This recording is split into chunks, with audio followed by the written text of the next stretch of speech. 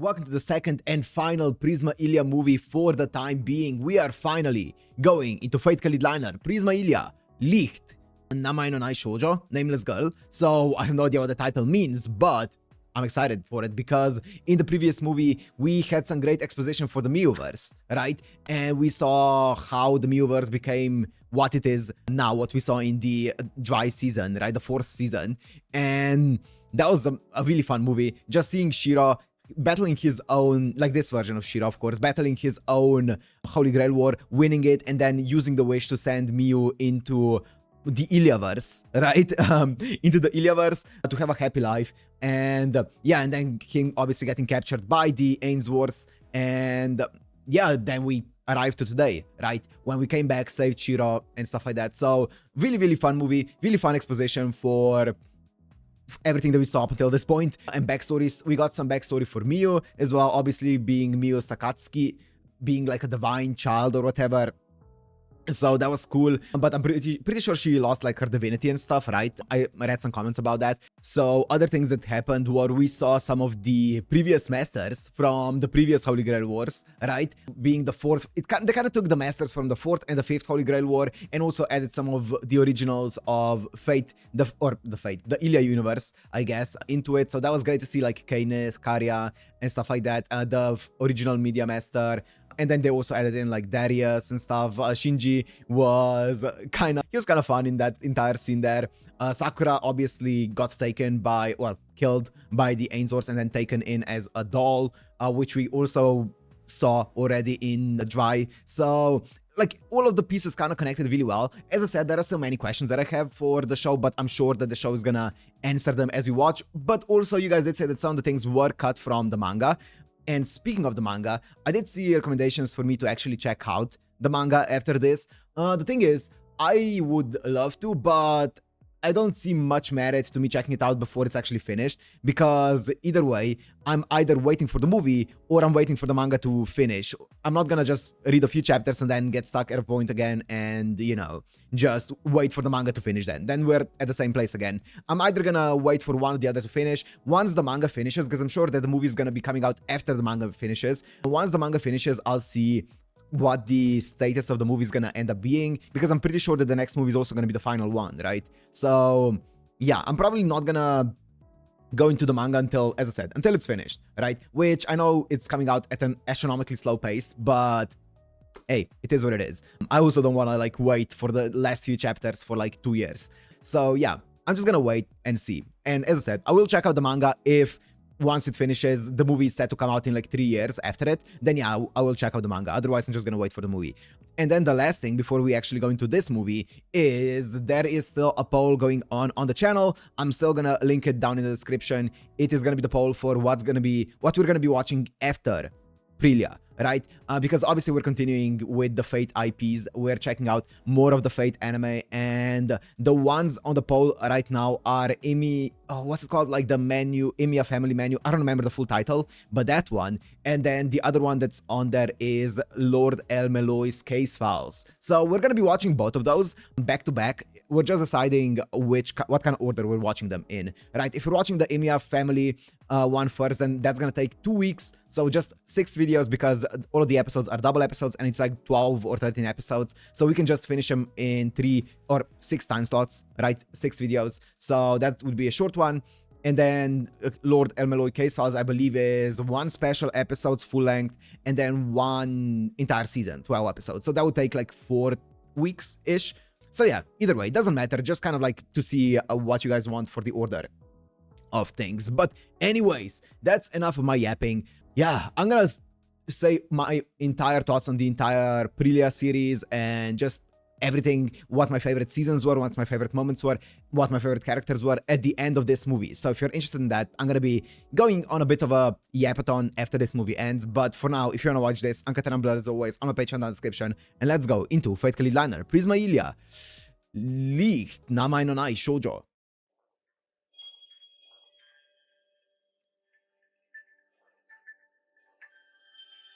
Kadokawa.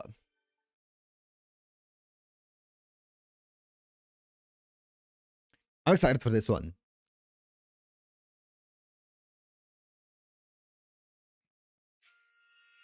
Oh, here we are. Picking right back up where we left off.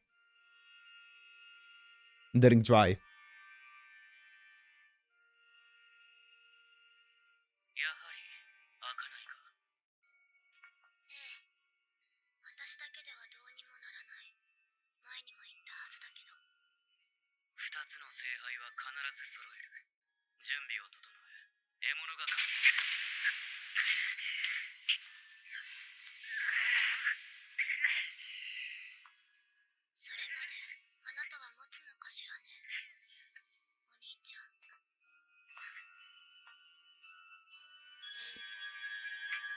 'Yeah, bitch is not gonna like that. Her beloved Julian dying. Interesting. Beast Slayer and Ash. Oh, that's the subgroup, I think. Here we go. A nameless girl.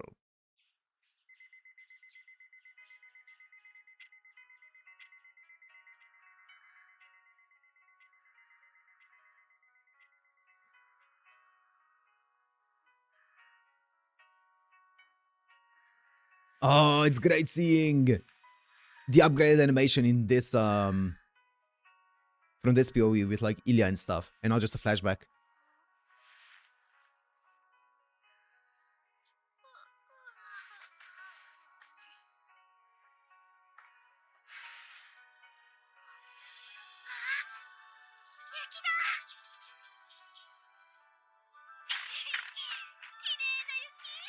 I'm still so curious about Tanaka. That's my That's my biggest ask, or my biggest question.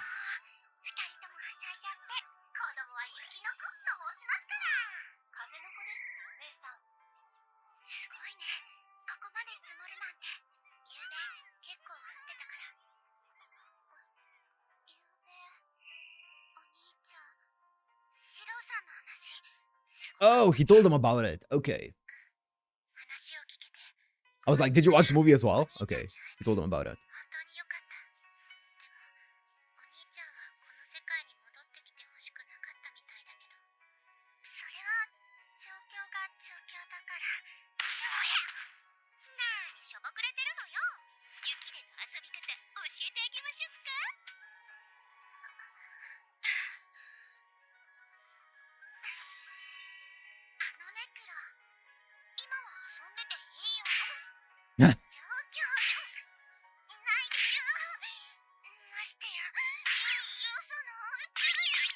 You know, it's one thing that I was also thinking about within the entire Shiro situation. I don't think I said it in the movie, but I was thinking about it ever since. Is like Shiro was cool with like being like, oh, sacrificing basically everything to save Mio. But I feel like Illya was even cooler when she was like, actually, I'm not gonna sacrifice anything. I'm gonna save both this world and Mio, even though it is idealistic. You know what? She was awesome. Illya was the biggest Chad.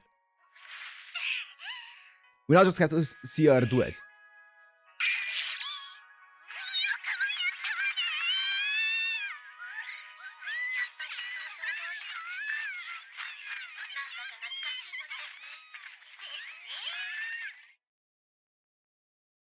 Oh yeah, Angelica's with us. I forgot about that detail.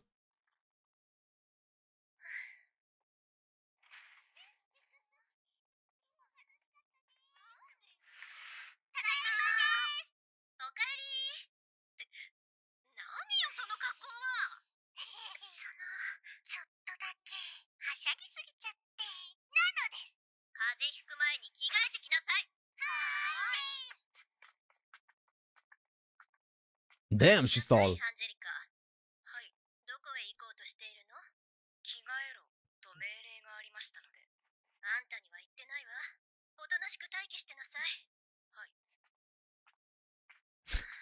Okay.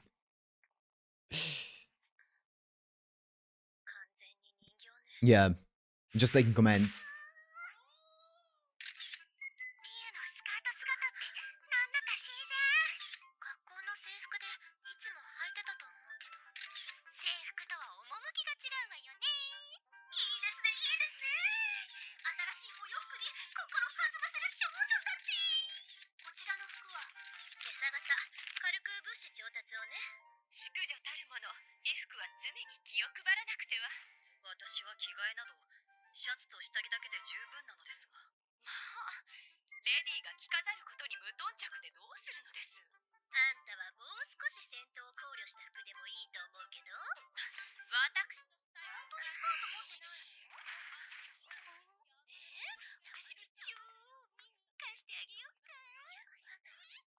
Wanna get punched?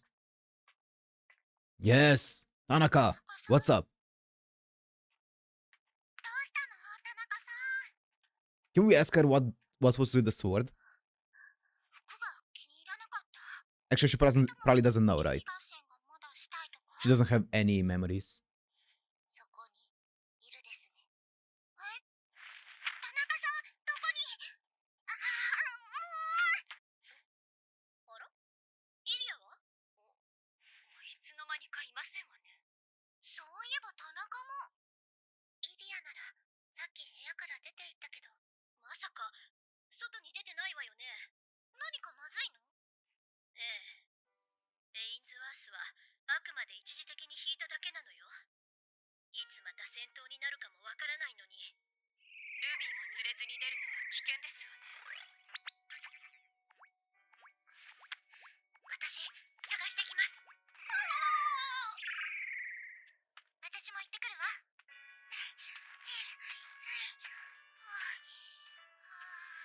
Oh, the street man.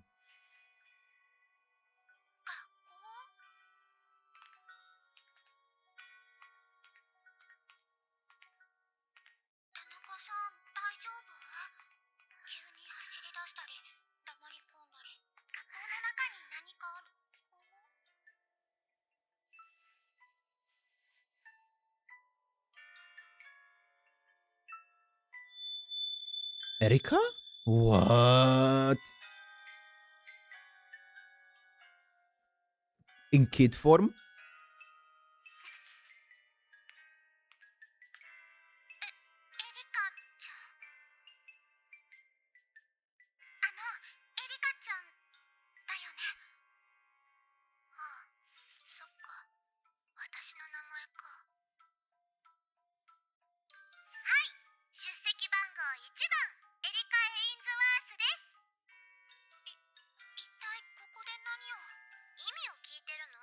A nameless girl.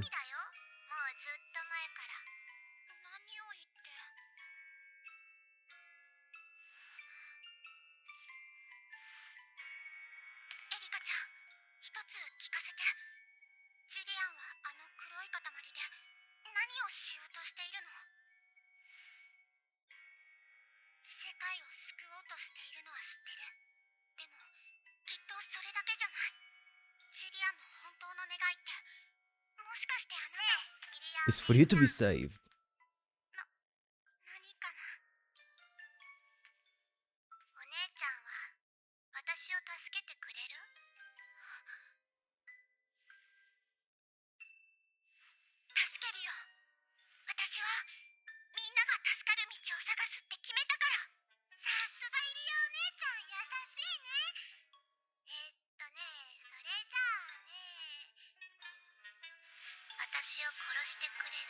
Damn.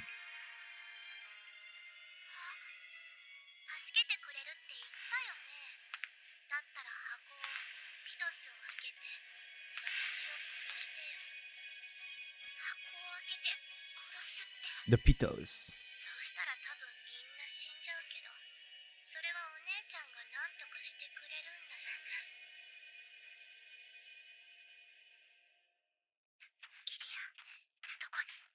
Interesting.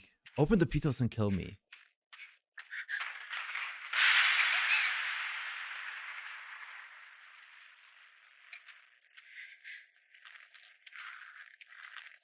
Beatrice. With the Mjolnir.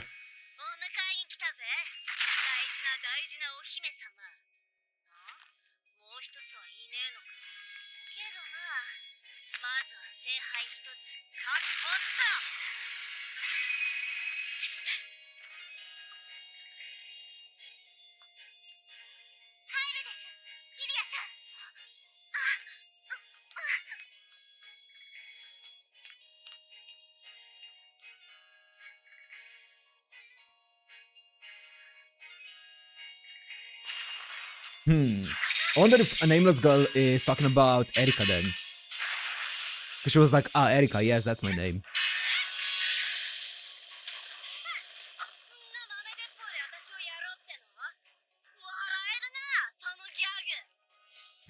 ギャグ。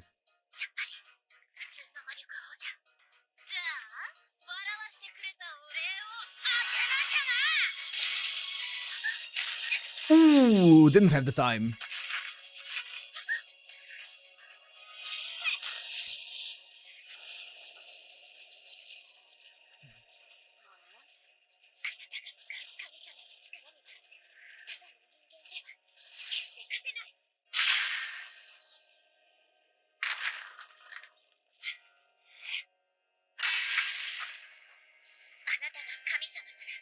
Oh, that looks awesome! That looks so cool! What a cool outfit! Oh, that's so cool!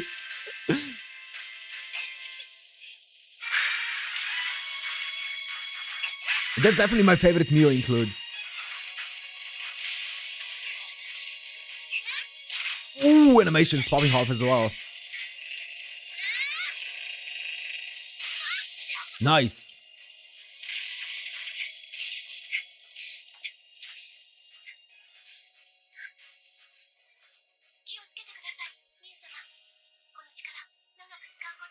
Mmm.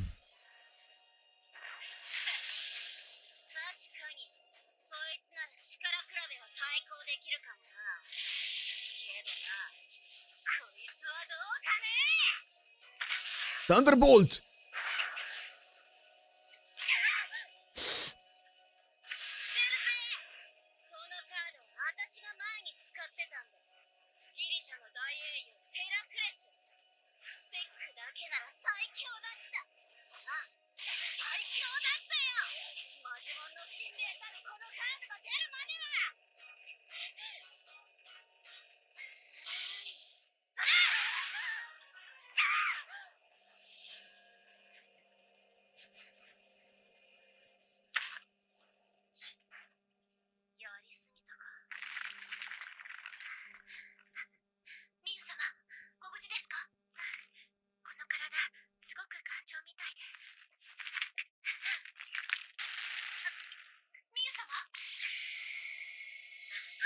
Oh, I see. That was a sick transformation sequence back into human though. Or back into normal Mio.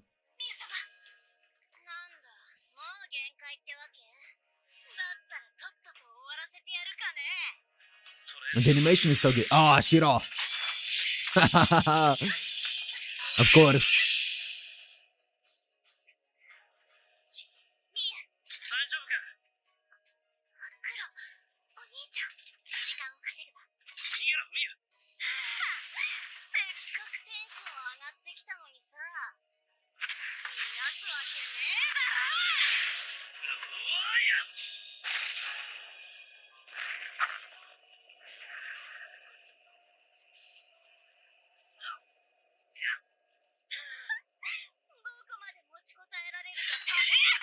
Ah, nice.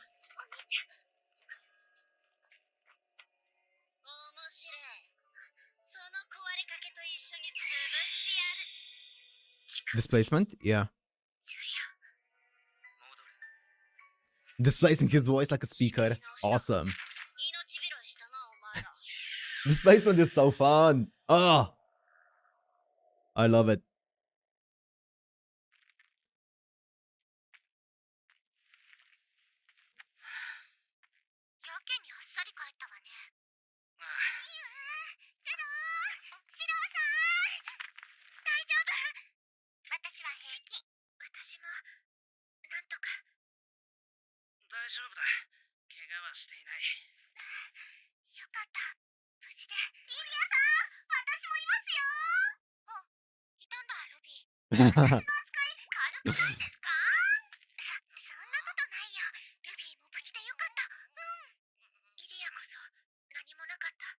Mm.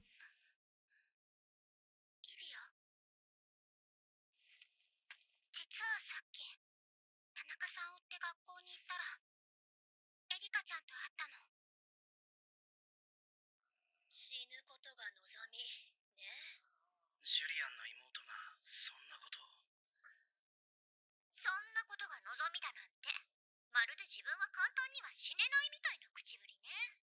それはどうだかわからないけど。他に何か言ってまして。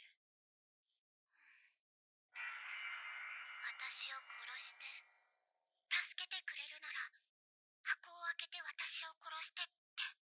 箱を開けるとは。わかりません。頼りにならないわね。だって、全然意味がわからないんだもん。そういえば、あの時。私はただ、頑張ってピトスを開けるの。Yeah, the Pitos, yeah. エリカが。他には何か言ってなかった？他には、ギルガメッシュがエリカのことを。 The mud doll of calamity, yep. リンさん、ルビアさん。 I remember those things. 黒い箱のようなものがピトスで、エリカが最悪の泥人形。世界を救うほどの力。箱の中の希望がそれだというのなら。家庭は成り立つわね。ええ。さっきから何の話よ。パンドラって知ってるでしょ？ Pandora's box, yeah. そりゃもう、私も一応知ってる。では、仮にパンドラを英霊とする場合、そ Oh! の宝具は？ Her box! That's awesome! パンドラの。Oh, that's fun! そうですよね。そして開けると最悪と絶望が溢れ出て、それらが全て出尽くした後、箱に残るという希望。それこそが聖杯を超える聖杯。信頼の神々が作った願望機だとしたら。 Oh, that's so cool! それは何でも願いを叶えてくれるかもしれませんけど、実際にそんな宝具があるわけじゃ。気づいたようね。私たちはその宝具を手繰り寄せ、使う術を知っている。他ならぬエインズワースが行使する。 It kind of reminds me of King David's Noble Phantasm, you know, where it's like the what's it called? The Covenant? Is that what it's called? The Ark, that's it. Where it's basically almost omnipotent as well. It can basically kill anything that touches it, but like the downside being that it's like not stationary. You basically can't transport it and stuff like that because it's like huge and stuff. So you need to lure someone into touching it, and it basically just erases them. It kind of reminds me of that, you know, where it's like a really omnipotent thing. That's so cool. That's awesome. They have basically a better Holy Grail here. It's Pandora's box where there's only hope within it. So if you open it, you can use that hope for whatever you wish for. That's kind of cool though. Usually opening Pandora's box doesn't result in like a good thing, but... Ah...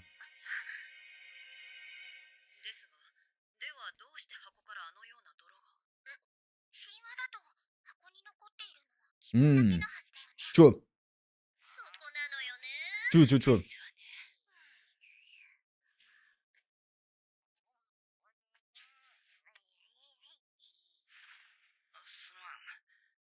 話の腰を折るようでなんだけど、パンドラの箱ってなんだ？ Oh, thank you for the exposition. 知りません。Hey, don't make fun of this is you guys when I... そういう人もいるか。 This is you guys in chat when I stream FGO and I ask like a stupid question about like, hey, who is this? Who's Shaz? Who's Shaz? What's 1001 Nights? Chat, and you guys are like, what? パンドラは神々によって作られた人間の女性でして。ああ、いや、パンドラは知ってるんだ。ギリシャ神話の一節ですよね。え？知らないのはパンドラの箱なんだが。知らないってあんな有名な話。 Hey, don't make fun of them. I only know it from movies. 神話の本は何冊か読んだけど、パンドラは神々に作られた人間としか。どういうこと？書物に記載がないのは妙ですね。パンドラが載っていて、パンドラの箱だけが載っていない。だとしたら Mystery? あの箱から溢れ出た泥と英霊たちによる絶望と呼ぶにふさわしい光景。開けて出てきたのが最後の希望ではなく、最初の絶望だとしたら、この世界では It's really strong. 箱を開けていない。Oh, so everything is in it. I see. I thought it was gonna be playing into mystery. Less people know it, the stronger it is and stuff, but it's just that it was never opened in this world. Wow. レディに随分な仕打ちをするのね。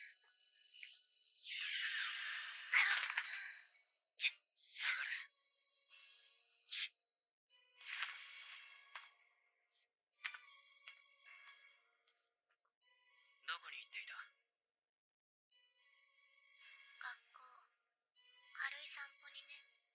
なぜだ？そうね。あえて理由を言うなら、あなたが未だにその制服を着ている理由、それと同じ。なんてのはどう？いいか。一つは俺が必ず開けてみせる。だからお前は。だ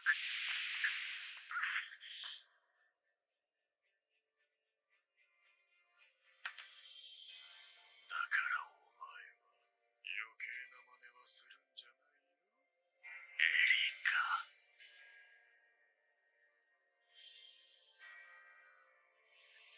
もうすぐだ。もうすぐ神話はなる。死と神聖、新たな人類史の一歩を私とお前で作り上げるんだよ。That's cool. Oh, I love that. こっちの世界ではパンドラが箱を開けていない。ジュリアンはその箱を今になって開けようとしてるってこと？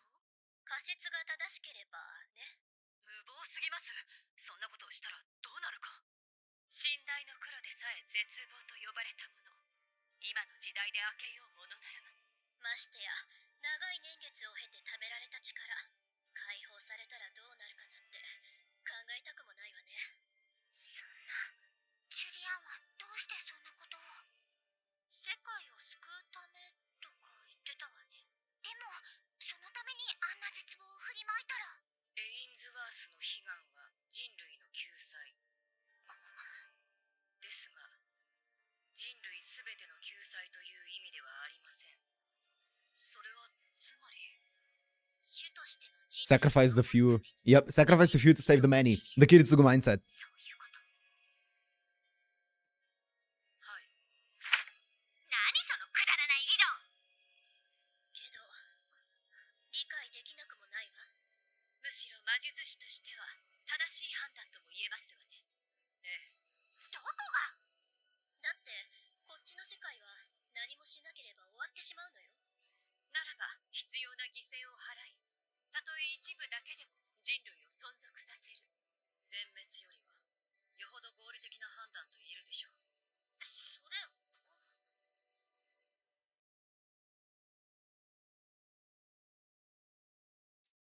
Local Tanaka is just laying flat. 間違ってる。誰かのために誰かを犠牲にするなんて。私は全ての人の幸せを願いた Yeah! い。そうね。そういえば、イリアってそういう Yeah! あれって何よ。じゃあ、ジュリアンたちを止めるってことでいいわよね。そうですよね。ならば、次に議論すべきは今後の方針でしょう。こちらが使える手段の洗い出しと、あるいは決して使わない手段があれば確認しておきたい。つまり、田中の出番についてですね。 She's great. はい。あんたはお留守番ね。田中の扱いが雑です。お留守番嫌です。では、他に。それなら、一つお願いしたいことがあるんだけど。 What's up? シローさんにはもう戦ってほしくないの。何を言ってるんだ。俺はまだ。それには同意です。私がそばにいる限り、命を投げ出すような戦いは許しません。自分自身でも分かっているはずよ。英霊の力を使えば使う。Oh, yeah, yeah, yeah. 体を Yep. 蝕む侵食。これ以上はもう、あなたがあなたでいられなくなる。だけど。Fair enough. お兄ちゃん、私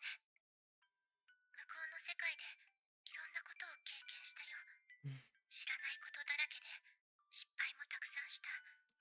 今までずっと私はいろんな人に助けられてたんだって、ようやく気づけた。そんな私が生まれて初めて誰かを守りたいと思えたんだ。今ならわかるよ。お兄ちゃんが私を守りたいって思ってくれたこと。そしてそれがどれほど困難なことだったかってことも。お兄ちゃんがお兄ちゃんになってくれたから、私は私になれた。だからね、今度はこっちの番。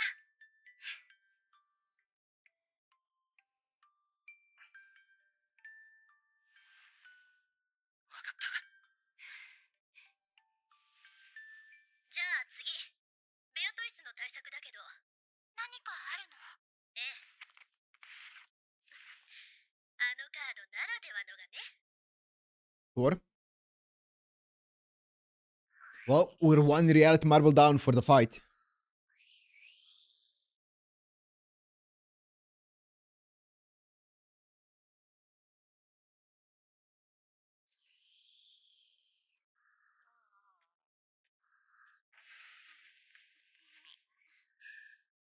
ごめん、起こした？トイレ。あ、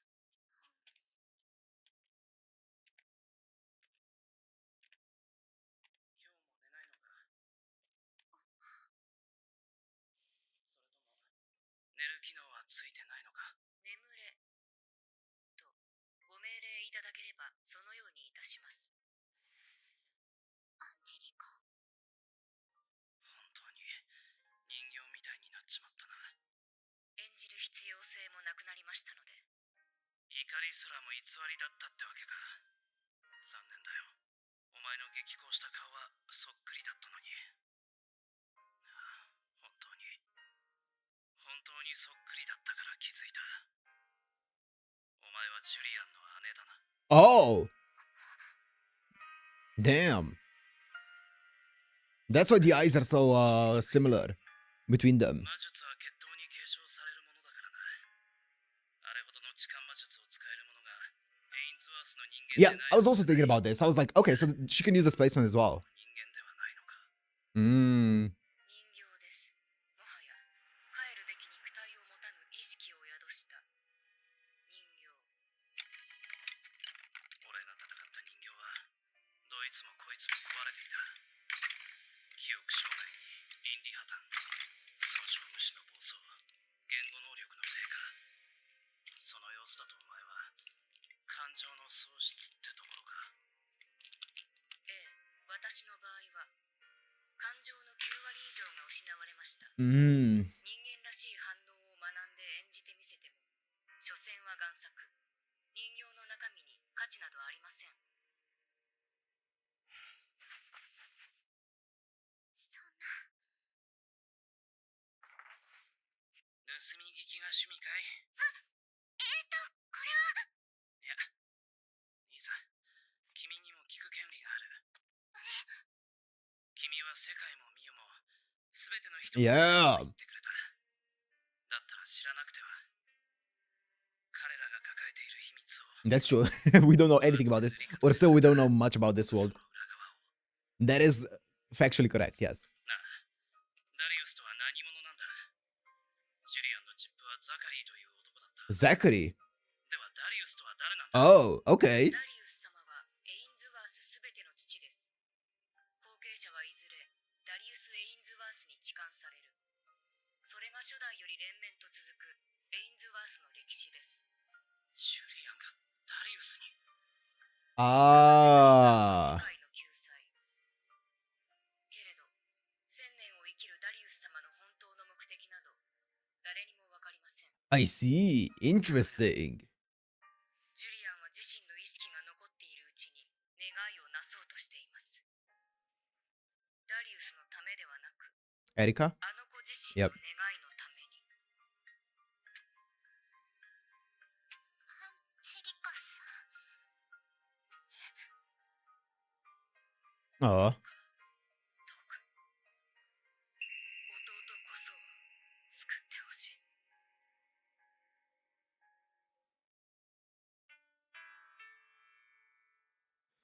Uh, That's interesting. That's super cool.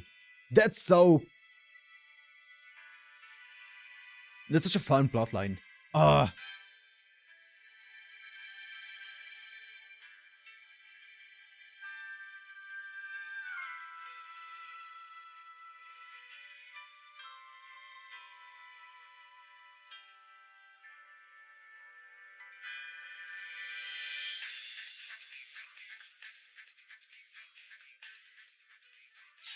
それでわかんないけど、すごく大きい。とにかく気をつけて。何かあったら、どんな小さなことでも報告なさい。はい。向こうはまだ姿を見せてないのか。どうしても後手に回ってしまいますわね。それでも私たちは私たちで、できることを全力でやるのよ。そうそう。戦闘で役に立てないテクノボーイズの皆さんは、せめてテレワークでの支援をお願いしますよ。どんな時でも安定して頭にくるステッキね。映像は届いておりますか、ルビア様。感度良好ですわ、サファイア。敵機を補助にしての The OST is going so hard. 現代機器顔負けだな。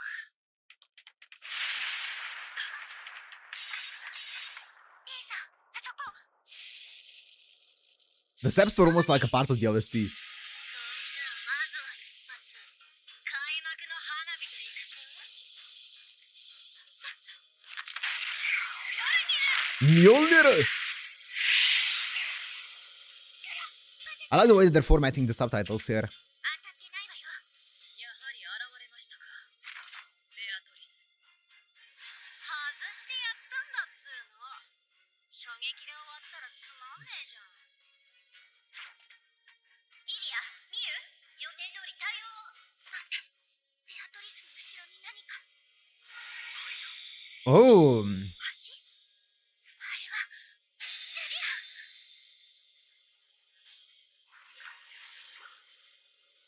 始めるぞエリカ。今日ここで俺の神話を終わらせる。まずいわ、泥が。このままではまた。クロ、ミユ、二人は先に行って。は？あんたはどうするのよ。私はここでベアトリスを止める。だったらみんなで戦えば。それじゃあきっと間に合わない。私は賛成です。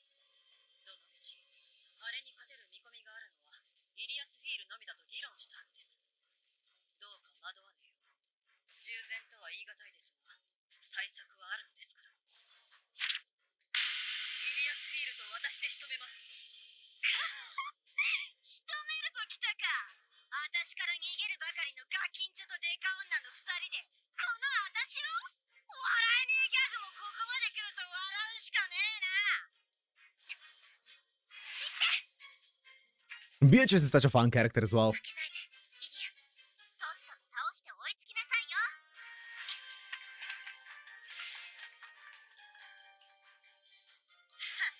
せいぜい派手にあがきな。私らの役割はそれしかねえんだからさ。かかってこいよ、ザコどもが。ベアトリス、あなた何のために戦ってるの？はあ？私は本当のことが知りたいの。戦うためじゃなくて、知るためにここに来たんだから。くだらねえ。私はただジュリアン様のために戦う。それ以外に理由なんざいるかよ。やけにどうしたわね。他に何か手があるってことかしら。黒、前。この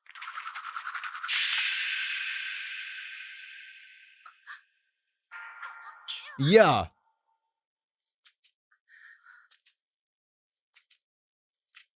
ええ、はい、わかりました。大丈夫ですよ。先輩ったら先輩？何言ってるんですか。私が先輩の頼みを断るわけないじゃないですか。任せてください。刃物の扱いにはちょっとだけ自信があるんです。 Yeah. あの二人をお料理すればいいんですね。あと、桜。みゆたちが接敵しましたわ。そちらはどうですの？二人で戦ってはいるけど、いい状況とは言えない。 Anything that Lancelot touches turns into a noble phantasm, right? 次の作戦に移るしかなさそうですわね。ええ、インストールするのはバーサーカーのカード。 Ooh! 徐々に理性を奪われるそのデメリットは強制排出コード。10分間の時間制限をつけることで対処する。作戦通りだし、弱点の目処もついてるわ。 Sick! それでも稼働時間は減っていく一方。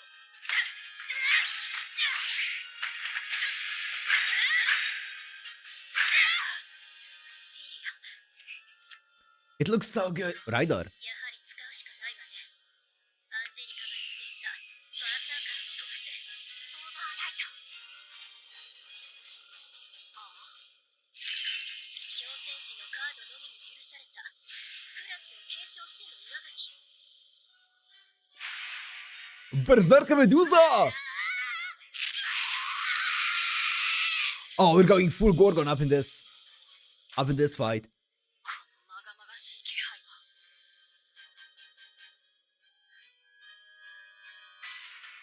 Even though that's Avenger, but still. 英雄がダメなら怪物だよ。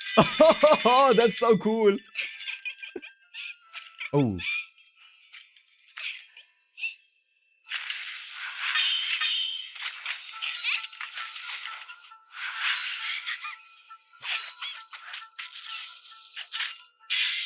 Yep. また新しい包丁をもらっちゃいました。遠慮なんてしなくていい。 Doing the same thing as Lancelot did against Gilgamesh in like episode like 5 or whatever of Zero.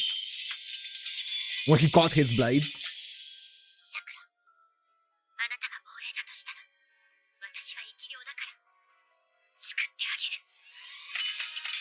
る。 And I like the subtext there. しま、綿抜きしますね。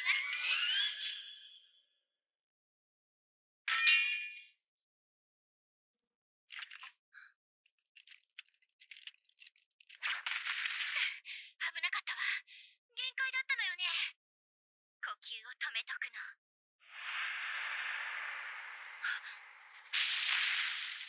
んですか、あなた。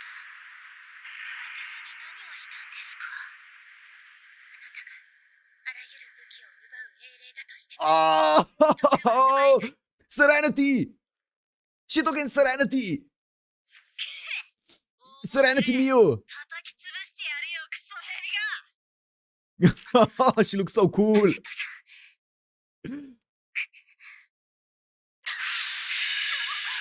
Mystic eyes! Ah, you look like Shiro in the previous one.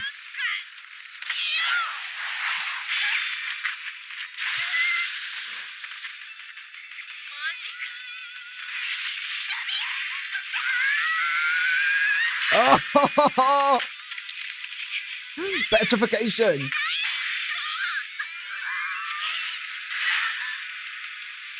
Dude, this is so cool. It's the hair.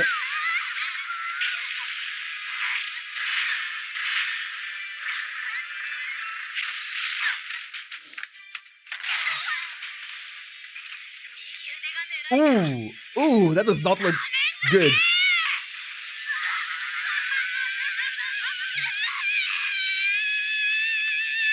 Ooh.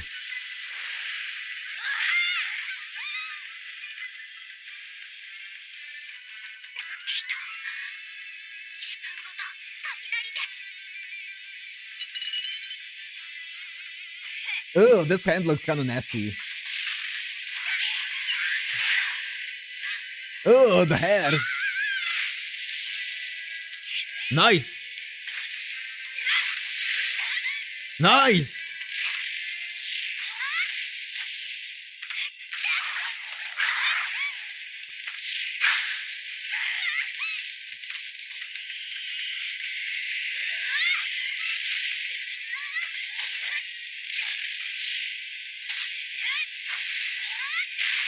Ooh, great. Oh. I like the way they're utilizing CG in those scenes. The direction's so good.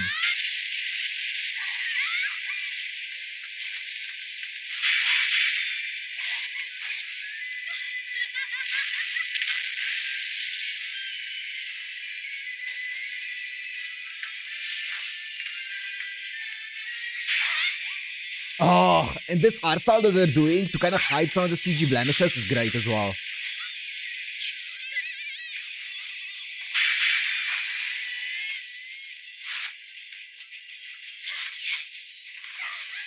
Hype.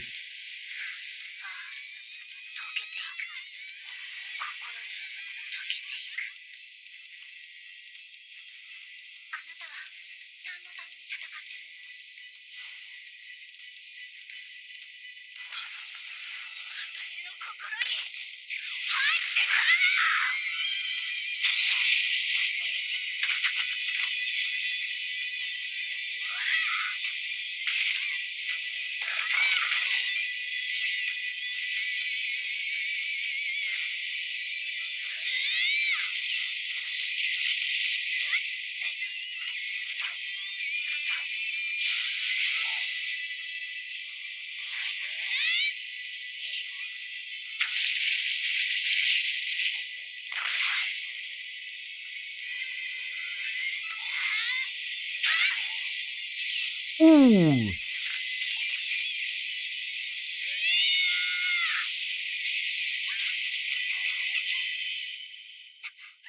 ア、強制排出まで余裕がないわ。作戦を急いで。はい。 That was such a fun fight. The way that they did it was really, really cool. ここで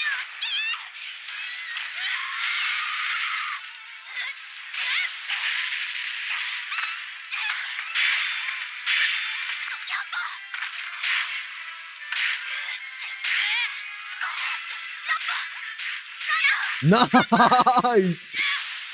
The hand to hand.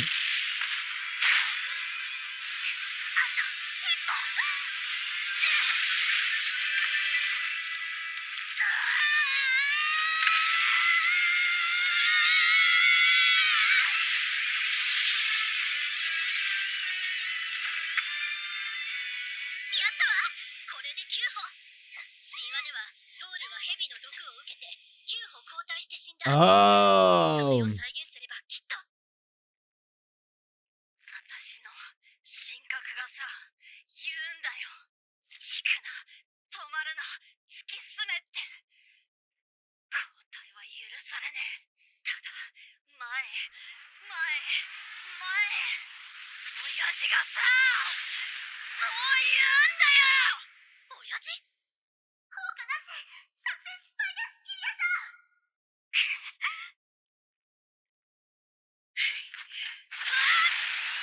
My father.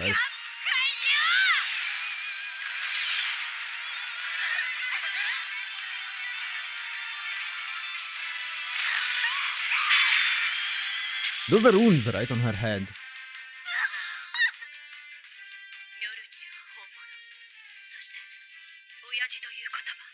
Thor? Odin?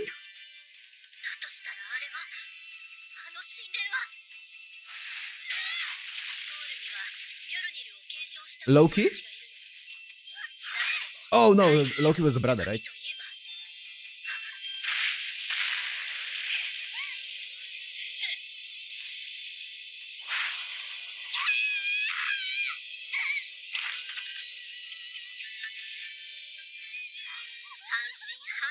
Magni.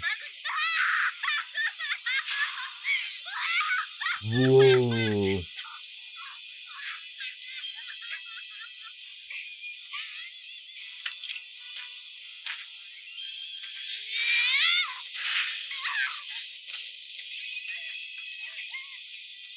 Oh, Medusa was ejected.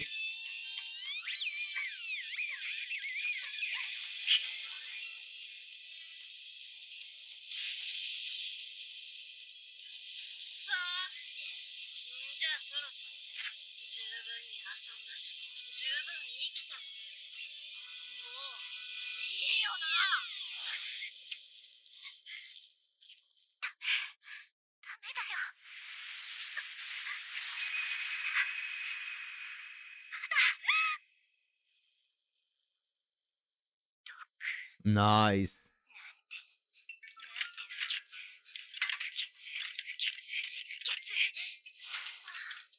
お掃除しなくちゃ。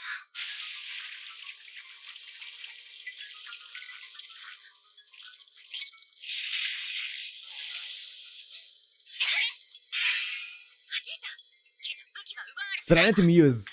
Great. I never expected to see Serenity in this. やば、こいつ私の天敵だ。から、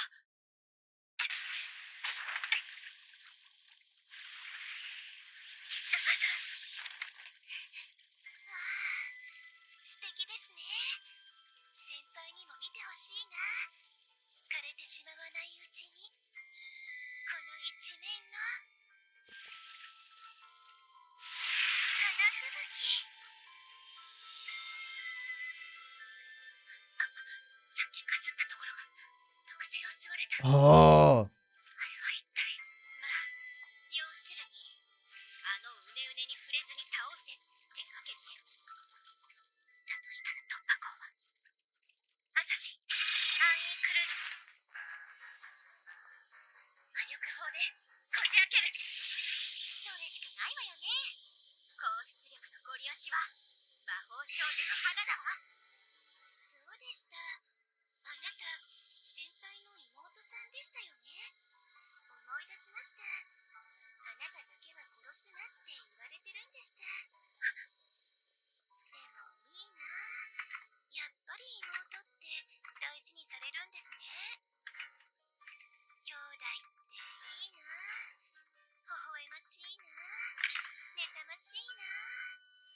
手足ぐらいは落としてもいいですよね。もっと早く出会いたかった。そうすればきっと私たちは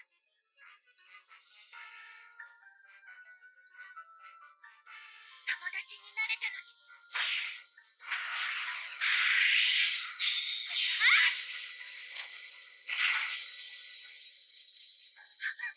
問題ない。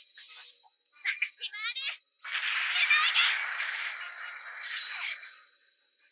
Oh, damn. これで道は通っ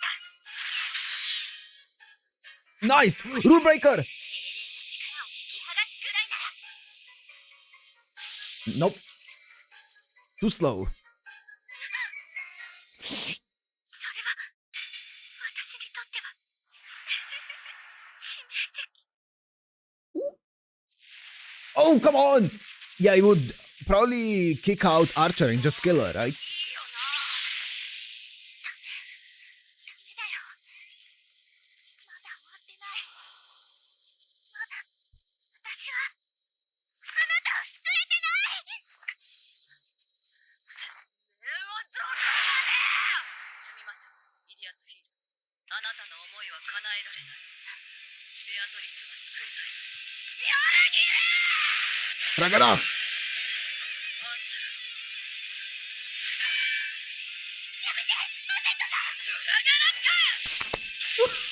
She's so awesome. I love Bassett. イリアならどうしたんだろう。 Oh, 7, Beatrice. よりも優しくて誰よりも強いイリアならさくらさんも救えたのかな。ごめんなさい。 Gay. Bulge. Shot to the heart. Nice. 外した。 What? What is her Lux then? Lux that? この人は Oh, she's already dead, right? That's why? すでに心臓がない。 Yeah, we know that. We know that. 痛い。痛いです。先輩。助けて。助けてください。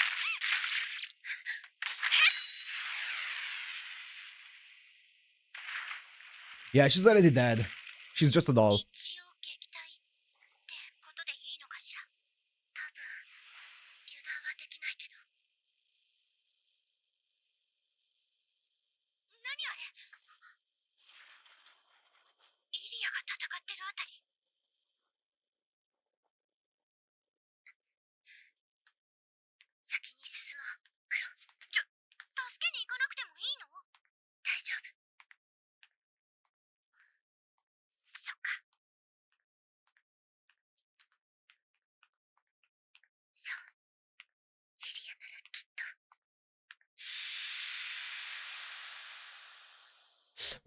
That's one person you can save. ね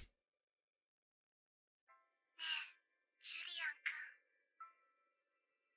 君のためなら、もう一度死んだって構わないよ。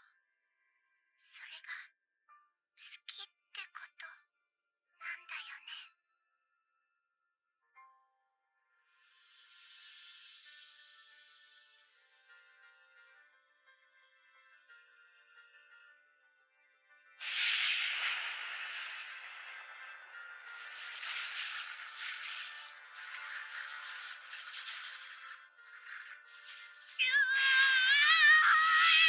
Oh, she's going full Naruto. どうなってんの？おそらくマグニが継いでいたのはトールという神格そのものだったのです。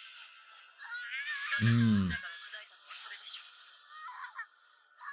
まりマグニには神格が2つある。 Oh, so he defeated the Toro one, but not the Magni one. このまま耐えきれば我々が勝ちます。どうして？トールの神格が砕かれたことによりベアトリスはミョルニルの所有権を失い暴走させています。ならば我々はただ敵の自滅を待つだけでいい。自滅を待つだけ。涙。何ですか？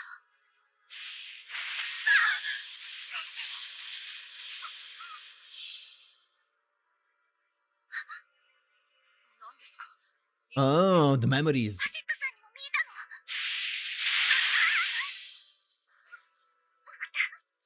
何か精神へ攻撃を。違うよ。攻撃なんかじゃない。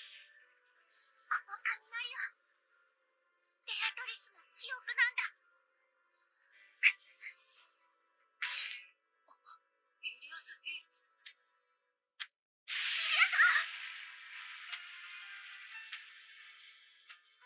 待つだけなんてダメだ。この雷が記憶なら、最後にはあの人の記憶は何も残らない。あなた、何のために戦ってるの？私はただジュリアン様のために戦う。きっと、あれは本心。ベアトリスは、たったそれだけのために戦っている。その理由すら失ってしまう。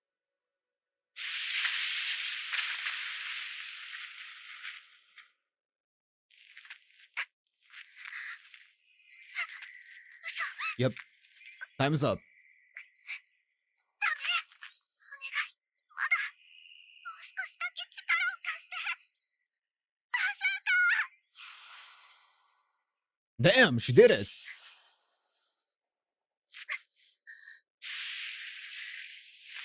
It's also so nostalgic seeing Ilya shout Berserker. Berserker!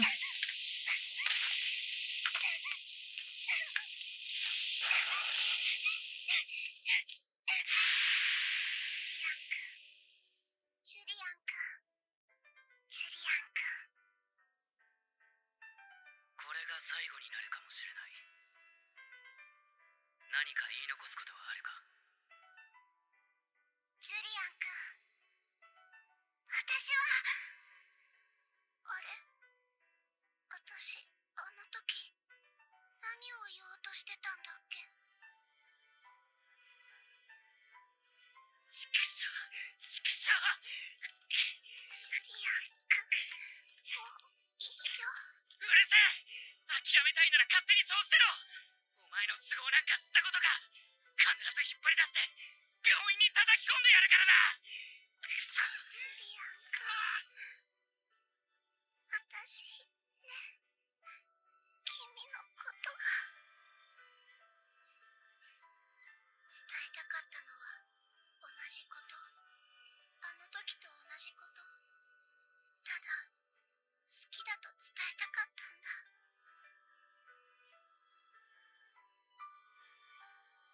あなたの思い、これ以上消させないから。だからもう、おやすみ。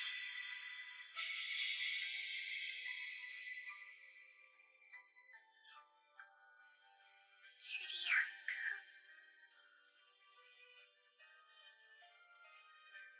ン君。Mhm.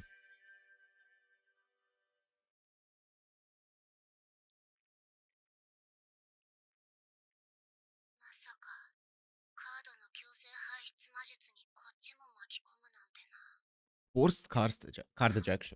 と腹立つわ。 Okay. So Beatrice is safe now. なん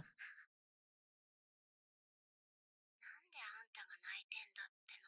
She managed to save her. だって見たんだな。私が死んだ時のことを。 Or I guess, yeah, she's a doll, so she's dead. 忘れちまったもののことを。 That makes sense. I was thinking about that. I was like, wait a second, it's all coming together now. Okay, she is already dead. At that moment, she died. She's a doll now. 必ず何かを取りこぼす。理性や知識や感情。あれ、ジュリアン君だよね。私が失ったものは記憶。何がどうなったんだっけ。そして君を見ても何も感じないの。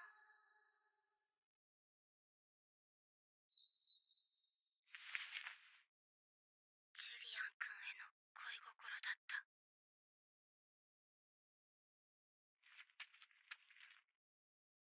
もう一度教えて。あなたは何のために戦っているの。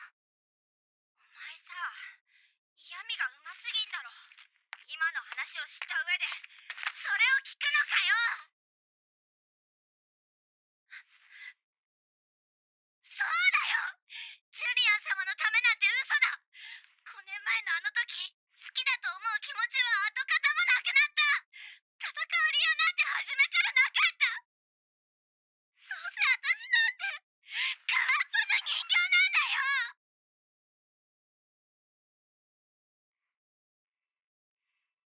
それも嘘なんだね。ジュリアン君、私は。なんだ。な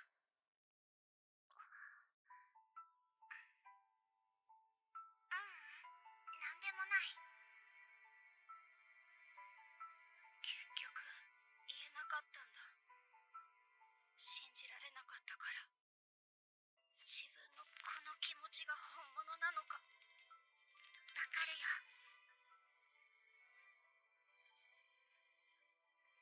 恋心を失って。だけど5年かけてもう一度同じ人を好きになったんだね。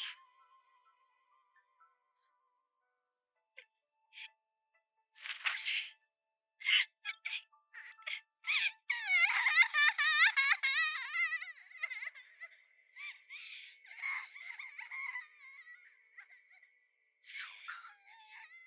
負けたのか、ベアトリス。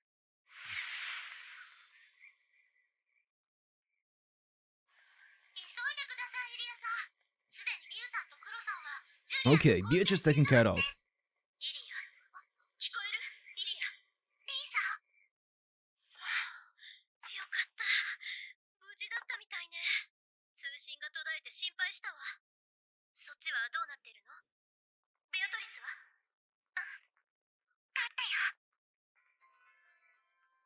ジュリアンが、エインズワースが何のために戦っているのか。私たちはその本当の理由をまだ知らない。だから私は話がしたいの。戦わずに済む別の道を探せるかもしれないから。甘いですわ、イリアスフィール。そんな考えでは。そうね。けどイリアはその甘さでいくつもの窮地を越えてきた。あなたはあなたの思うように動きなさい。ありがとう、リンさん。けど覚悟だけはしておいて。あなたにとって大切なものは何なのか、それを決して見失わないで。何かを救うために何かを犠牲にする、そんな判断を迫られるっていうか。 Ah, the foreshadowing. リンさん。だとしても私は。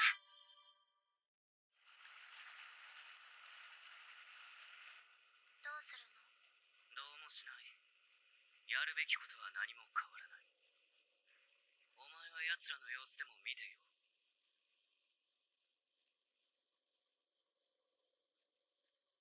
そうだ。やるべきことは変わらない。あの日から何も。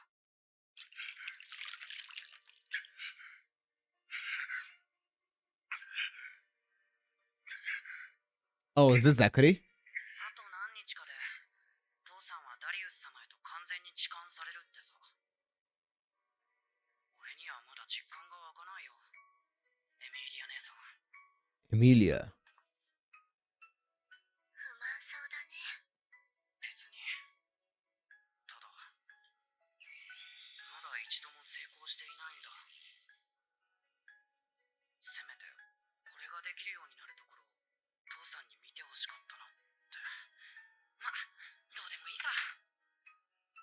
それでも諦めないんでしょ。そういうところ、やっぱり似ているね。俺は次期当主じゃないし才能もない。でもそれでよかったと思っているよ。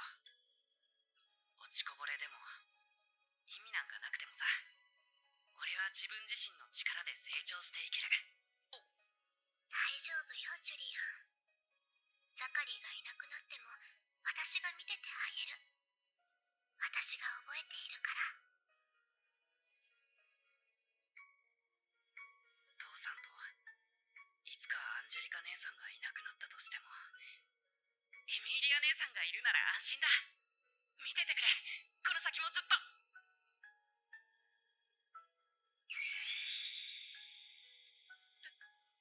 できた。できたよ姉さん。俺にもできたんだ。そうだ。 You're about to see something. 続けていけば必ず上達するんだ。一歩ずつ。 Uh-oh. Uh-oh. エミリア姉さん。エミリア姉さん。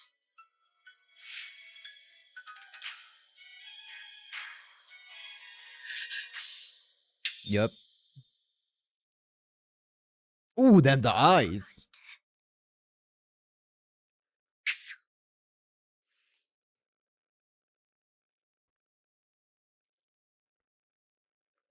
ミユとクロは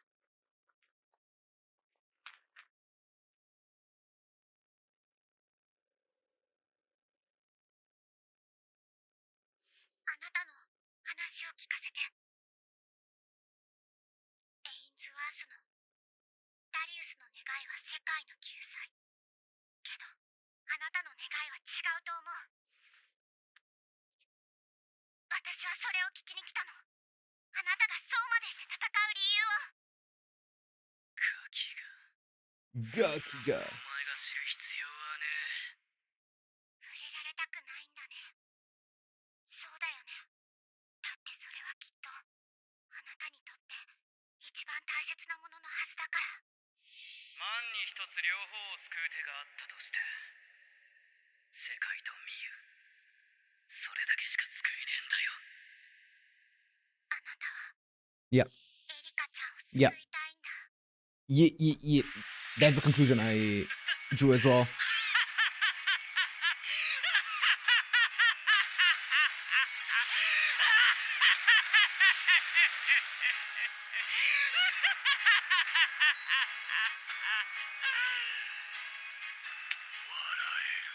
ああ、ダリアス。ダリウス、いやはや愉快だ。実に子供らしい脚本の読解力だよ。笑えねえ。絶望的なまでに笑えねえ冗談だな。イリアスフィール。エリカのため、エリカを守りたいだと。てめえの妄想は幼稚すぎてヘドが出る。何を言う。何よりも、この世の何よりも、私はエリカを大切に思っているよ。あいつがそんな女に見えたか。運命にとらわれた哀れな子供に見えたか。だから私の望みはただ一つ。俺の望みはただ一つ。エリカを守る。エリカを殺す。俺私のの戦う理由はそれだけだ。That's a cool shot. ミユ、起きて。ミユ様。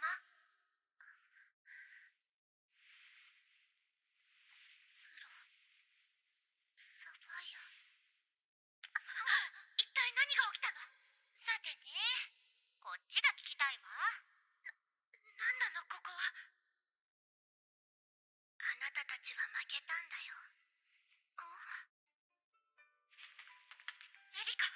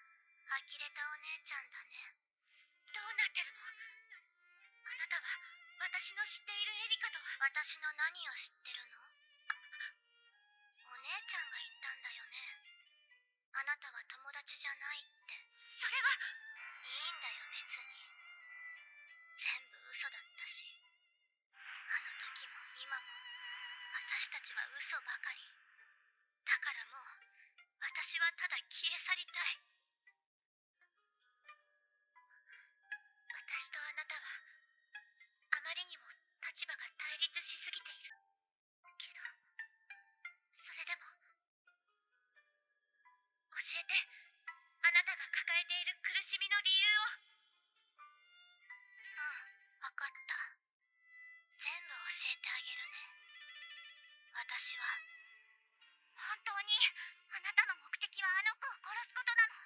I do want to know more about Pandora. 妹なのに Or Erika. どうして？ Emilia. エリカが妹だ。などと誰が言った？血縁関係など初めからない。エリカという名前も偽名だ。本当の名前は。そう。エミリア！エミリア。いやま、それは一つ前の名前だったか。覚えているさ。すべて覚えているとも。何を言ってるの？何よ？そう。 Has she been around for like 1,000 years? Ever since Darius was around? 常に私の傍らにあった神々の贈り物。あいつの最初の名前は Pandora? 私の本当の名前はパンドラ。6000年前、人類の滅びを回避するための箱。ピトスを開ける鍵として神々に作られた泥人形。 Okay. その役割を果たせないまま現代まで生き延びてしまった寝台の夫妻。私の死は神によってピトスの中に保管された。そしてピトスは、そしてその役割を果たせ I'm ない adept ま the ま age of 現代ま gods. で生き From 延 the び age. てしまった。 Okay. 寝台の夫妻。私の死は神によってピトスの中に保管された。そしてピトスは滅びが来るまで決して開けられ I ない。 see. So you need to destroy the wall to kill her. 私、パンドラが死ぬまでの物語。さあ、お姉ちゃん、友達になってくれる？それじゃあ、エリカちゃんは6000年前から今まで生き続けてるっていうの？そんなの、ありえないか。ああ、そんなことはあいつは何万回と浴びせられただろうな。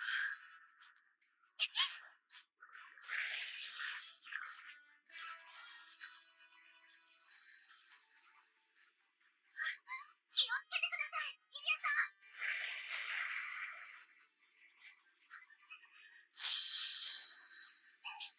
Oh, into the mud.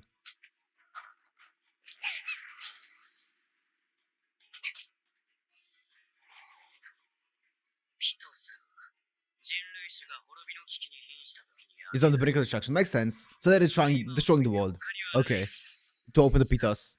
6000年の時を経たパンドラはその精神とともに鍵の機能を壊してしまった。だから俺が開ける。聖杯を使ってお前はどっちだ？イリアスフィール。ピトスを開けるのか、それとも開けないのか。2000年ぶりぐらいかな。そういう目で見られるの。 2,000 years. So before だから Darius. 人間は嫌い。要は壮大な心中計画よね。迷惑な話だわ。 Damn. 何？惑わされちゃダメよ、ミユ。あいつがどんな境遇だったとしても、それはそれ。どんなお題目を並べても、ミユを犠牲にしていい理由にはならないわ。クロ、忘れないでミユ。たとえ世界を敵に回したって、あなた自身が諦めたって、私たちは諦めないから。お兄ちゃんが願ったあなたの未来を。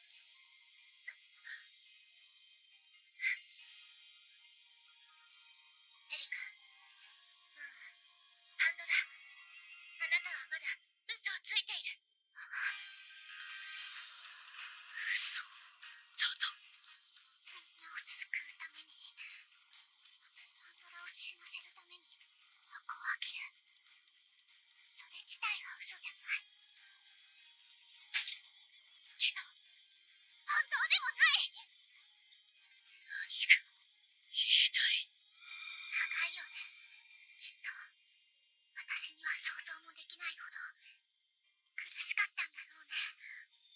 けれど、だからこそ6000年を生きたその果てにただ死ぬことが願いだなんてごまかしだよ。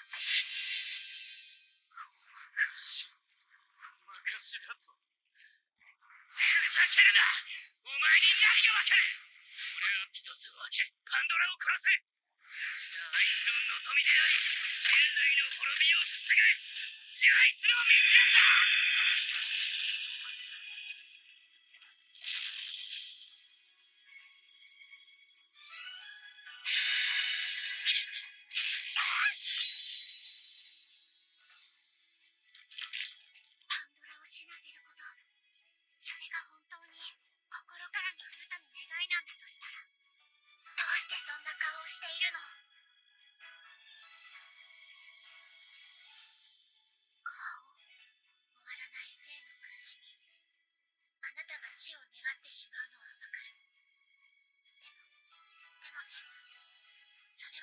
違うんだよ。何が違うっていうの？どうしてあなたにそんなことが言えるの？何もかも失った絶望の果てに、それでも未来を願った人を知っているから。失って傷ついてすり減って、だけどあの人は笑ってた。心も体もボロボロになって。Yeah, he's the goat. 自分ではない誰かの幸せを願える。人はそんな強さを持っているんだ。私に願うんでしょ。なら嘘はやめて。偽物の願いなんて叶えてあげないよ。 What the f- What?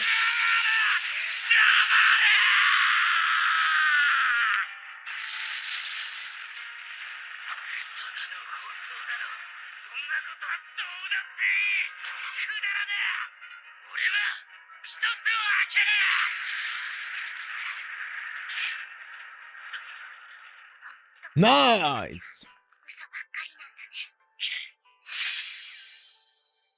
どうだっていいっていうのなら、あなたのその怒りはどこから湧いてるの？願ったんでしょ。夢を、理想を。それを諦めた自分が許せないんだ。 Yeah? 私は Santa? 何も諦めない。嘘つきさんには負けないよ。小桜。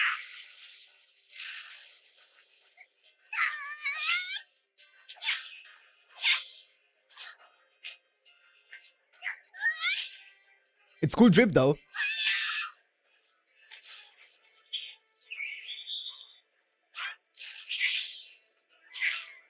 Damn!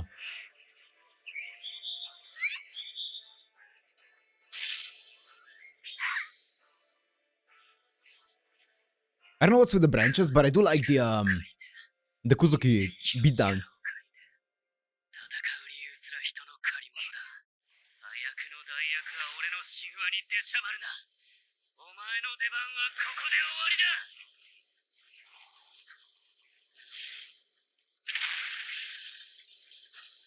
あなたの言う通りだね。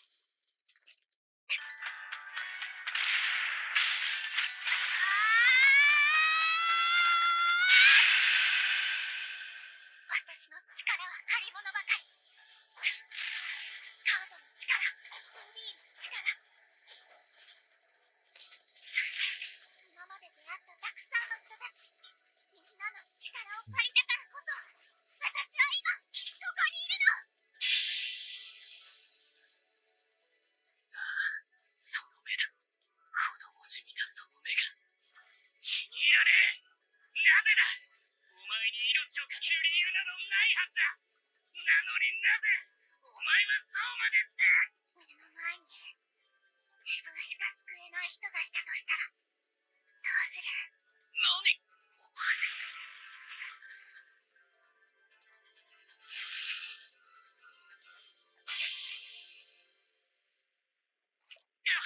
あ、got a cut. どうしてとか理由を聞かれてもちゃんと言葉にはできない。だけど私は手を伸ばすよ。今私の目の前に苦しんでいる人がいるなら。殺せ。もういい。殺してしまえ、ジュリアン。あれのセリフはひどく不快だ。同感だ。初めて気があったな、ダリウス。Ooh, that was cool displacement. Oh! Oh!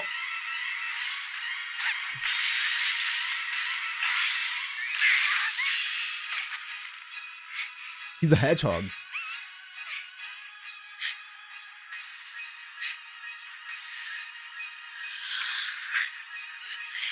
うぜえんだよ。てめえのお遊びにはもう付き合えねえ。 Ew. Oh!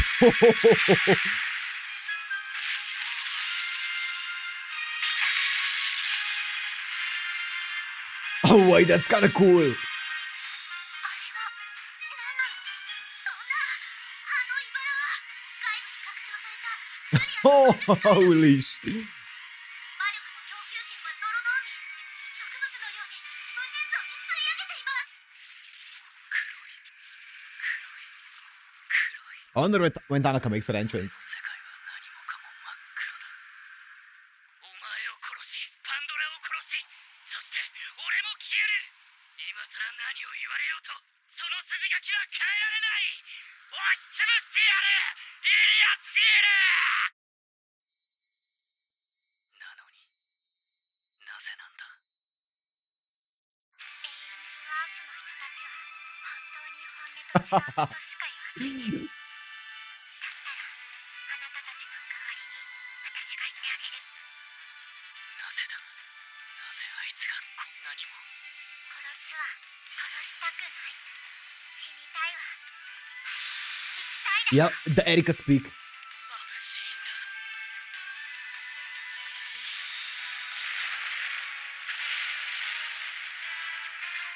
消えろ消えろ。 Quiero! なくなれ、イリアスフィ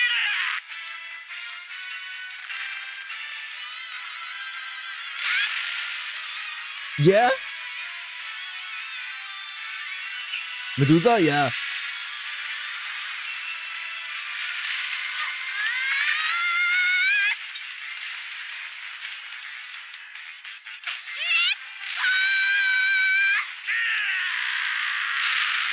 Sick.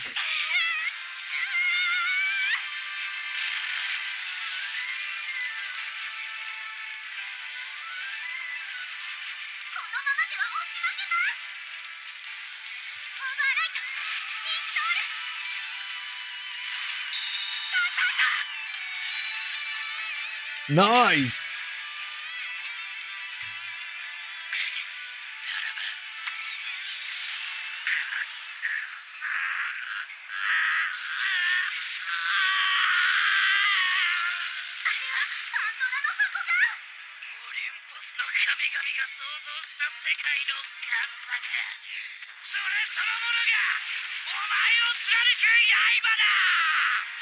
Ugh. Ugh. Oh, sick.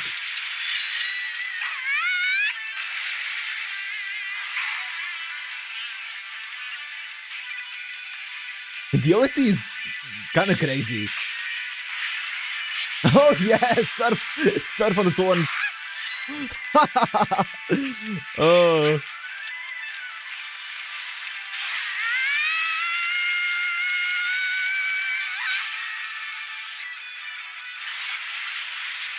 Oh, that's cool.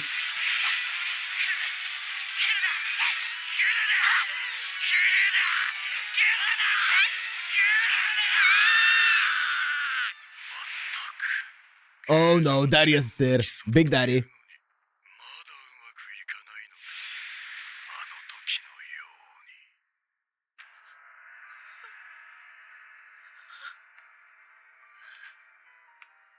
なんだ、しばらくぶりの発作だな。父さん、いや、ダリウス様。Ew. The sound effects. Ew. 今回の狂気は This time. This, yep, the fork. ど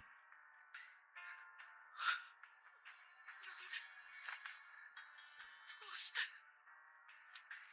なるほど。 Ew. 大方、未来の約束でもしたんだろう。まったく子供は残酷だな。もはや成長することも死ぬこともできないエミーリアに向かって、そんなこと。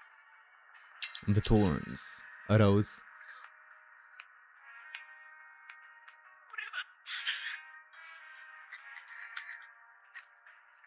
ただ。 Ew. Ew. The sound effects, man. Ugh. 死にたいのに。こんなに痛いのに。死ねないの。願い。私を殺して。 Bro is hella traumatized. Oh my god. He was like 10. だけの盾。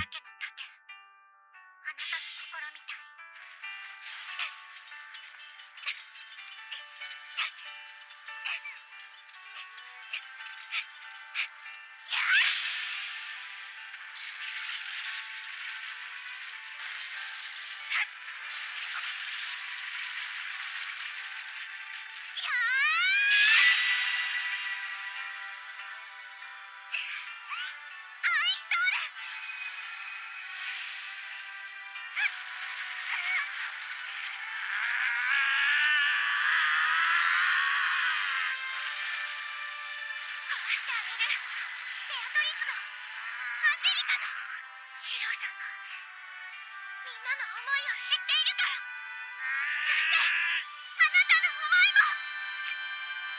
Say more. 俺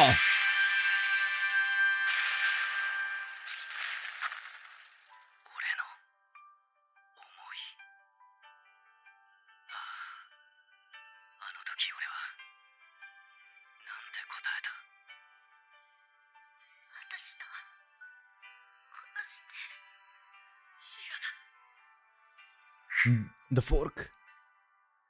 そんな顔で最後を迎えるなんて俺は許さない。そうだ。俺の願いは姉さんを殺すことじゃなくて、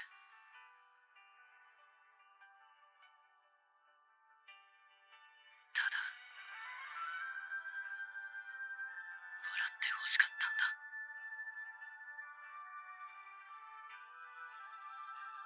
あんまりじゃないか。6000年の人生の果てがただ死を乞うだけだなんて。苦しかったんだろう。辛かったんだろう。死ぬことしか考えられないくらいに。だけどだったらなおさらだ。いつか必ず姉さんを死なせる方法を見つけてみせるから。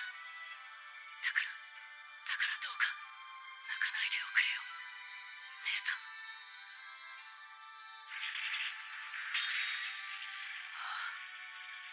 そうだ。そうだった。死にたくない。まだ生きていたい。だけど悪くない人生だった。そう言って笑ってほしかったんだ。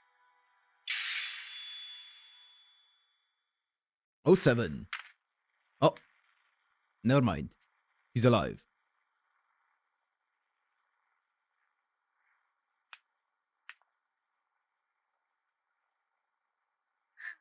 きっとそうだと思った。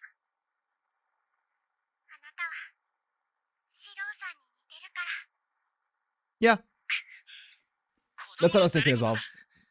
もだ。 Similar. お前もエミヤも要するに子供なんだよ。理想ばかり追いかけてわがままをわめき散らすただの子供。だか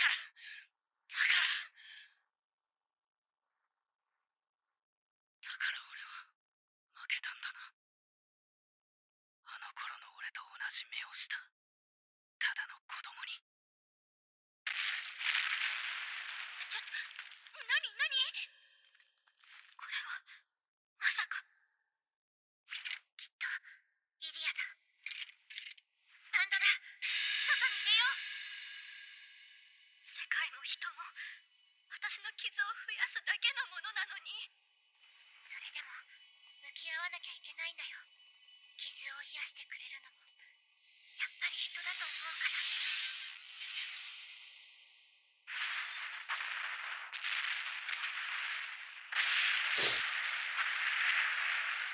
Here it is. The despair. あれは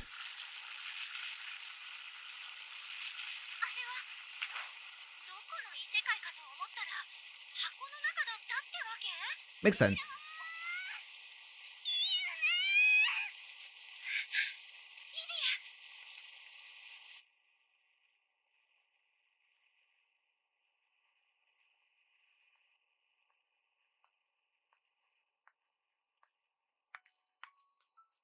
終わっちゃったんだね。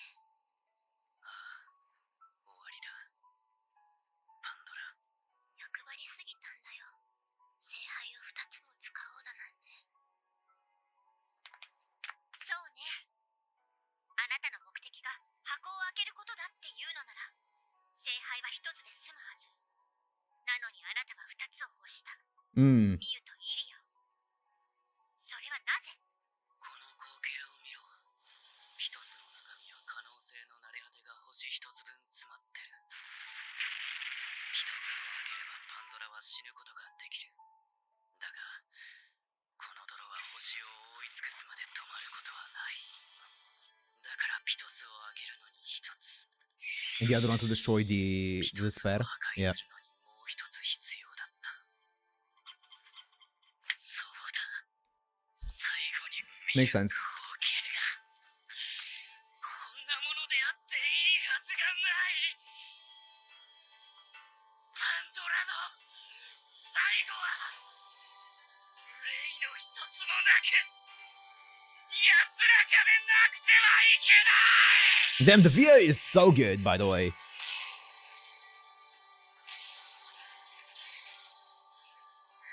だ示したかったんだ。俺もこの世界も大丈夫だって。未来を。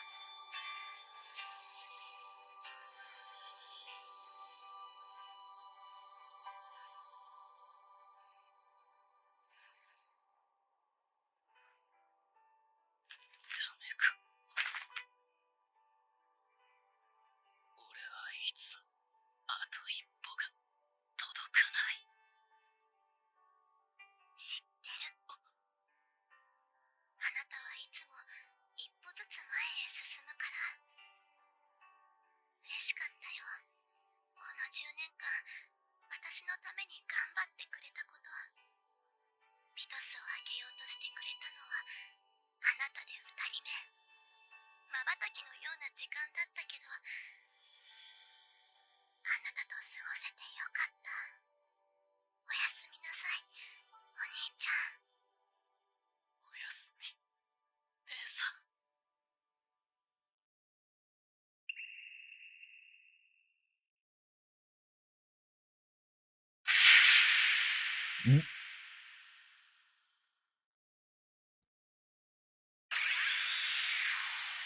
Darius? That I was...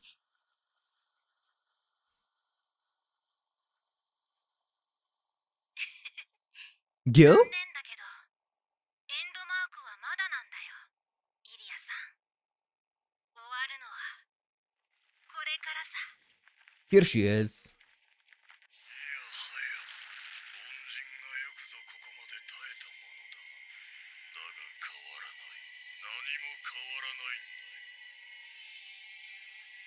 私の概念時間は今。 Concept replacement. さあ、聖杯戦争を終わらせようか。 Holy Grail War.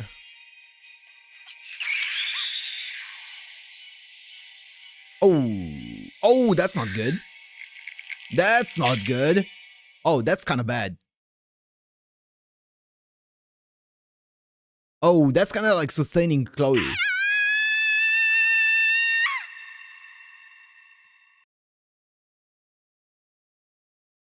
Oh, Chloe kind of needs that. Uh-oh. That is all she wrote, I think. I think this is over. 5 seconds left. 3. I don't think we're going to be seeing anything else. Yep. It's over. It's over. Wait, before I actually go into my thoughts and stuff, let me just quickly check who voices some of the people, just because I've been avoiding it up until this point because I was afraid of spoilers.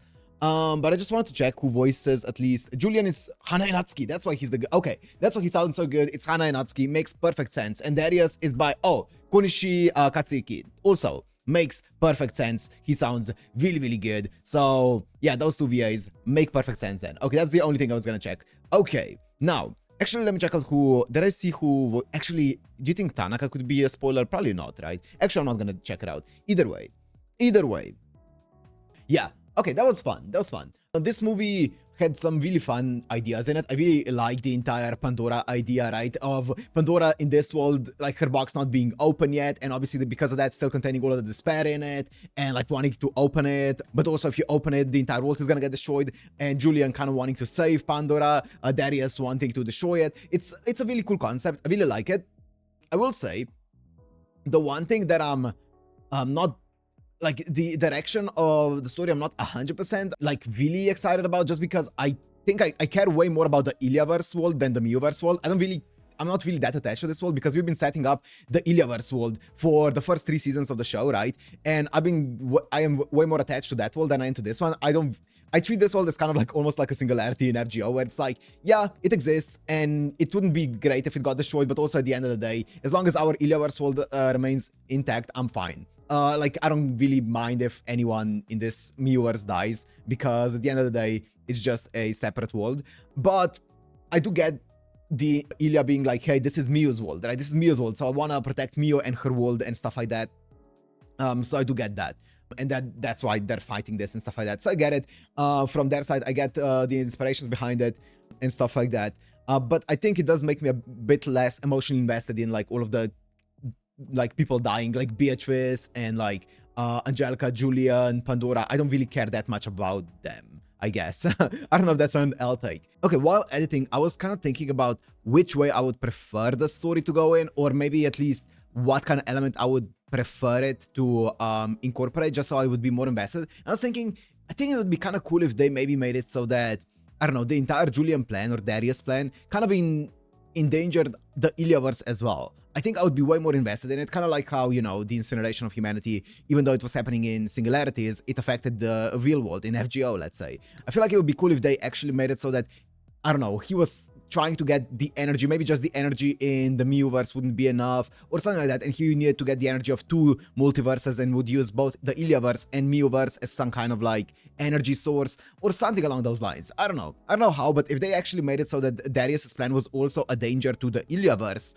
I would be way more invested in the entire saving or defeating Darius, saving everyone, saving the Miuverse and stuff like that. And also I feel like it would play off well with the entire setup of the Ilyaverse that we've been setting up for 3 seasons now, right? And basically all of the investment that we poured into the Ilyaverse as opposed to the Miuverse, right? I feel like the investment that we poured into the Ilyaverse should play a role in the stakes of the climax of Prisma Illya, right? I feel like that would be kind of cool. I don't know. Maybe that's just old man ramblings, me yelling at the moon, and being angry for, not angry necessarily, but being passionate about it for no reason. And maybe I'm doing the big L take here, but that's just my opinion. Apart from that, like, as I said, the fights, like, they were fun. The idea behind the entire story was really fun as well. I think some of the fights went on maybe a bit too long. There were points where it felt like it was, especially the Julian versus Illya fight. It was fun, but also it felt like it wasn't visually stimulating enough for it to be that long. I feel like the fights in the previous movie were actually a bit better. Once again, I don't know if that's like a L take or not. I don't know if that's me being crazy, but it feels like in the previous movie the fights were a bit more visually appealing. The CG was, I know complaining about CG is like a very whatever criticism, it doesn't matter, but some of the CG definitely took me out a bit. It made it feel a bit more, you know, campy than anything else, but either way, it was still fun. It was still fun fights. The entire Beatrice, I guess reveal or fight was fun. I don't really know who Magni is, but obviously they talked about it, like the son of Zeus, not Zeus, Thor and stuff like that, and that she had both of the Thor and Magni's divine cores within her. That's why she was able to do all of the things here, which is really cool. Also, the double install of installing a card on top of Berserker is really awesome, right? That's just a fun power to add on. Like, seeing Berserker Medusa was really cool. And what else? I'm excited for Tanaka. Obviously, we saw it at the end of the episode with Gilgamesh and stuff. There are still many questions that I have about, you know, as I talked about, like, the entire Miu situation, like, why does Miu have the same birthday as Illya, right? I feel like that still hasn't been addressed in the show. I mean, they could pull something like, oh, it's a coincidence, it's like 0.26% chance or something like that, I don't know, for 2 people to have the same birthday, so it could happen. That feels a bit lame, but also, I mean, that feels very lame, but they could pull that, because there's no like actual connection between the worlds, between like Miu and Illya, apart from them both being vessels of the Grail, but they're like completely separate families. Ainsburns and the Sakatskis are completely separate, right? They don't have anything in common apart from obviously housing the Holy Grail. So I don't know, but either way. Also, like, the entire thing of Chloe being like, oh, she replenishes more magical energy for me than anyone else apart from you, right? That's also one thing. I mean, I think that one is more easily explainable by being like, she was a vessel for the Holy Grail. That's why she's more compatible with Chloe, just like how Chloe is a vessel or was a vessel for the Holy Grail. I think that makes sense. But yeah, the birthday one I'm still interested in. What else is there? I feel like there's still, obviously we need to see more of Darius and stuff. What else? Like, Tanaka is the biggest one. Tanaka is one thing that I'm most interested in at this point, right? But yeah, apart from that, I guess we'll see. As I said, I wish they did, like, the story was more focused on the Illyaverse world than the Miuverse world, as I said, but either way.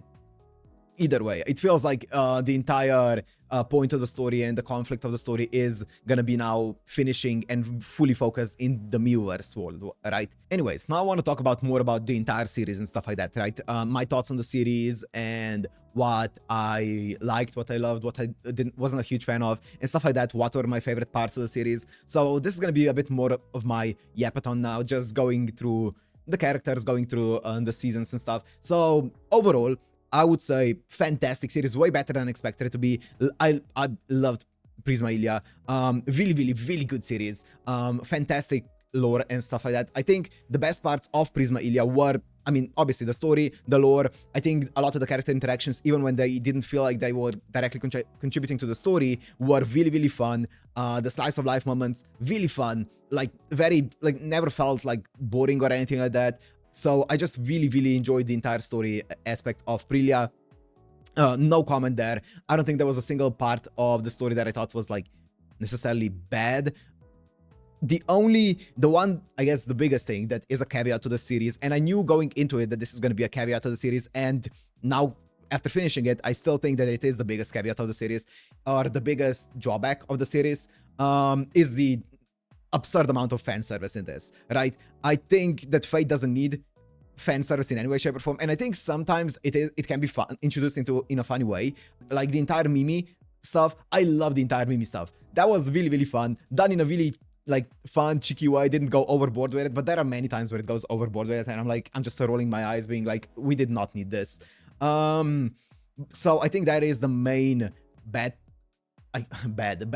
feels a bit harsh, but definitely the biggest part that I didn't enjoy about the series is the absurd amount of fan service in this. And as I said, I knew going into this that it was gonna be present, and it didn't necessarily turn me away from the series.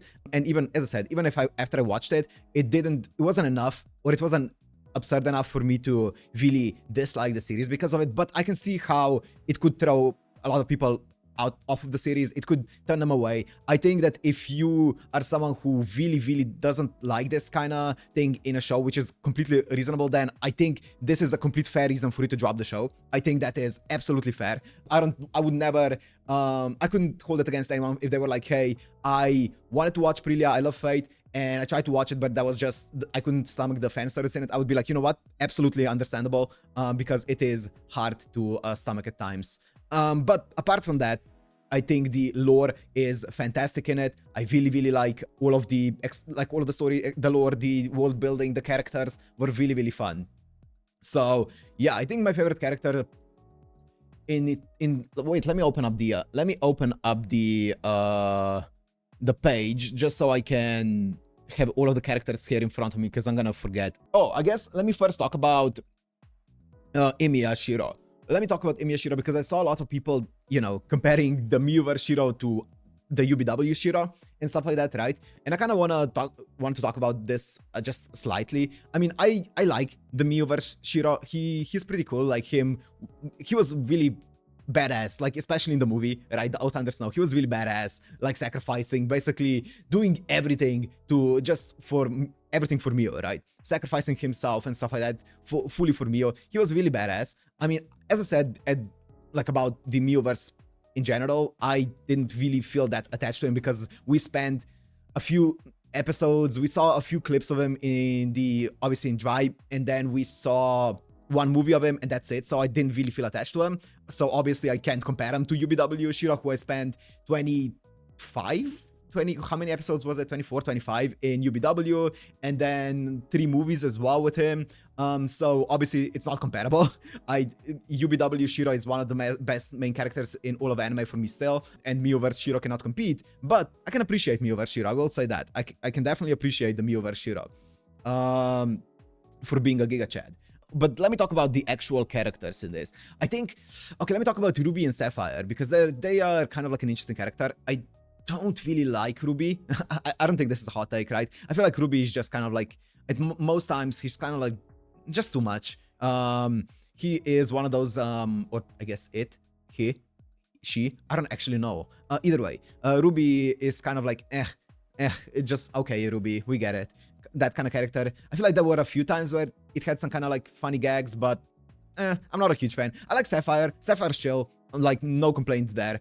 Sapphire is really, really chill. Never like overstepped its boundaries and stuff like that. So that was cool.